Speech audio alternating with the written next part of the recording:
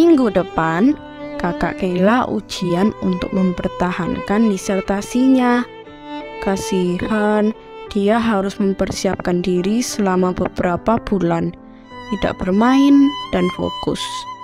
Itu baru murid sejati. Ujian sekolah sangat berharga dan harus dipersiapkan dengan baik. Apalagi ujian terhadap iman kita. Harus mengalami berbagai duka cita oleh berbagai pencobaan. Sesaat lagi, kita akan lihat ujian yang dialami Yusuf beserta keluarganya. Tapi kenapa mesti terjadi seperti ini? Yesus itu pemerintahannya penuh kasih karunia. Maka dari itu anak-anak, simak baik-baik, dengar penjelasan hambanya. Adik-adik, kita mau berdoa terlebih dahulu karena kita mau belajar firman Tuhan dalam petualangan kita di dalam kerajaan Allah. Mari kita berdoa. Bapa di surga, pimpin dan berkatilah kami ya Tuhan. Kuduskan dan layakkan kami ya Tuhan, untuk kami boleh bersungguh-sungguh belajar akan kebenaran firman Tuhan. Dalam nama Tuhan Yesus kami mohon berkat-Mu. Amin. Adik-adik, setelah orang-orang Majus meninggalkan Yusuf, malaikat Tuhan mendatangi Yusuf dalam sebuah mimpi dan memerintahkan Yusuf untuk pergi ke Mesir dengan membawa Maria dan anaknya. Mengapakah Yusuf diperintahkan untuk mengungsi ke Mesir bersama dengan seluruh keluarganya? Karena Raja Herodes berniat untuk membunuh anak itu. Loh, mengapakah Herodes berniat membunuh anak itu?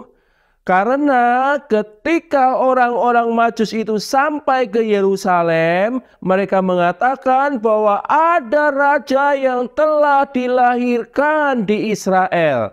Nah, oleh kata-kata dari orang-orang Majus itu, maka Herodes merasa terancam, adik-adik. Mengapa merasa terancam?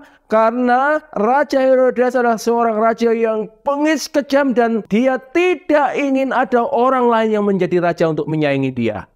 Itulah mengapa Raja Herodes merasa terancam.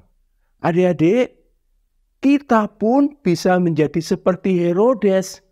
Kalau kita tidak hidup untuk Tuhan, tetapi hidup untuk diri sendiri, maka kalau kita hanya mementingkan egois kita sendiri, kehadiran Kristus akan menjadi sebuah ancaman bagi kita.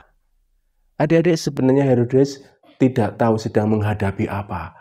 Namun karena merasa terancam, dia harus mengambil tindakan untuk mengatasi sesuatu yang dia tahu itu. Nah, dalam bayangan Herodes, dia akan begitu mudah untuk menyingkirkan raja yang katanya baru lahir itu. Setelah mendapatkan laporan dari orang-orang Majus, dia akan mengirim orang ke sana untuk membunuh anak itu.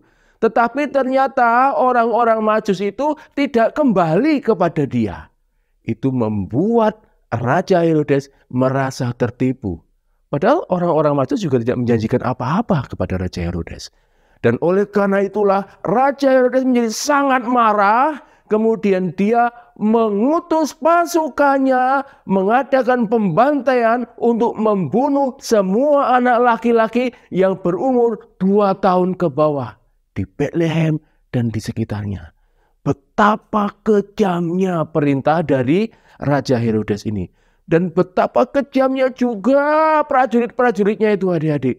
Sehingga dengan tega mereka membunuh anak-anak yang masih kecil, anak-anak yang tidak bisa berbuat apa-apa itu. Adik-adik, menggambarkan peristiwa ini, penulis kitab Matius mengutip apa yang ditulis oleh Nabi Yeremia di dalam Yeremia 31 ayat 15 yang mengatakan, Rahel menangisi anak-anaknya dan dia tidak mau dihiburkan karena mereka tidak ada lagi. Adik-adik, anak-anak perjanjian anak-anak Tuhan mendapatkan kesulitan demi kesulitan. Israel dulu ditindas dan menjadi budak di Mesir. Seolah-olah Rahel juga menangisi mereka di sana. Ketika orang-orang Israel tidak taat, orang-orang Israel dibuang oleh Tuhan dan mengalami penderitaan di sana. Seolah-olah Rahel juga menangisi mereka. Kini anak-anak perjanjian itu juga mendapatkan perlakuan yang bengis. Apakah anak-anak perjanjian ini akan tetap dapat berpegang pada anugerah Tuhan jika kesulitan demi kesulitan mereka hadapi, adik-adik? Jawabnya adalah bisa. Mengapa? Bisa kalau mereka melihat bahwa hidup mereka ada di dalam tangan Allah yang berdaulat. Allah lah yang mengizinkan musuh-musuh keselamatan itu menyerang mereka, menindas mereka, menganiaya mereka. Untuk apa? Allah mau anak-anaknya, orang-orang perjanjiannya dimurnikan hatinya, sehingga mereka siap untuk menerima Sang Juru Selamat itu. Sehingga mereka siap untuk menerima anugerah yang akan diberikan oleh Sang Juru Selamat itu.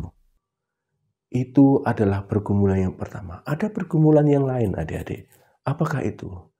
Ketika mengalami berbagai macam kesulitan, akankah anak-anak Tuhan itu tetap berpegang teguh, bahkan mempunyai pengharapan dalam anugerah Tuhan dengan sukacita? Itu pergumulan yang lainnya. Coba bayangkan orang-orang yang ada di dalam Bethlehem itu, adik-adik. Ketika mereka pertama kali mendengarkan berita dari para gembala, mereka mempunyai pengharapan. Oh, ada pengharapan. Oh, ada sukacita. Mengapa? Karena ada raja yang memerintah dengan penuh kasih karunia. Kemudian berita dari para gembala itu dikuatkan dengan kehadiran orang-orang Majus yang membawa persembahan untuk raja itu. Tetapi adik-adik, tidak lama kemudian musibah datang. Karena anak-anak yang berumur 2 tahun ke bawah menjadi sengsara. Mereka dibunuh. Tentu orang-orang Bethlehem akan kesulitan untuk melihat ini dengan sukacita. Hanya orang-orang yang mempunyai iman, hanya orang-orang yang mempunyai pengharapan yang teguh di dalam Tuhan, yang bisa tetap bersukacita ketika menghadapi masa-masa sulit. Tapi seberapa banyak orang-orang Bethlehem yang mempunyai iman yang teguh seperti itu? Anugerah berita keselamatan yang Tuhan sediakan dalam Kristus akhirnya lenyap, dilupakan di Bethlehem. Tetapi apakah berita ini hanya lenyap begitu saja? Tidak. Tuhan mempunyai 1001 cara untuk menyatakan anugerahnya, sehingga anugerah yang Tuhan sediakan itu bisa memberikan pengharapan yang sukacita bagi orang-orang pilihannya. Adik-adik, kita belajar ketika kita menghadapi kesulitan, kita dapat melihat tangan Allah yang berdaulat itu yang memurnikan hati kita, sehingga Dia mengizinkan setiap kesulitan agar kita semakin indah di hadapan Tuhan. Kita juga mempunyai pengharapan karena Tuhan akan menguatkan kita di tengah-tengah kesulitan, sehingga kita bisa tetap bersukacita di dalam Dia. Kiranya petualangan kita kali ini boleh memberkati kita semua.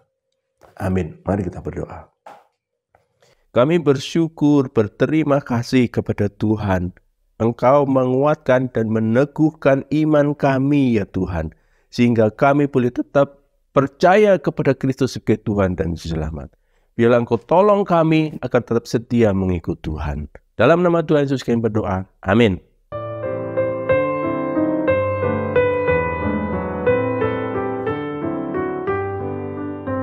Herodes, raja ini sangat pandai, tapi sayang dia hidup dalam ketakutan.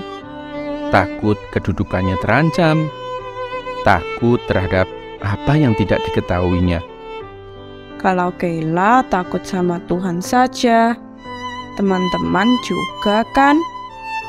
Dengan bergaul akrab dalam firman-Nya, Keila percaya bahwa Allah seringkali menggunakan jalan yang melampaui pemikiran manusia-manusia yang terbatas ini. Jangan sampai kita tertinggal karena tidak baca Injil Matius 2 ayat 19 sampai 23. Dadah!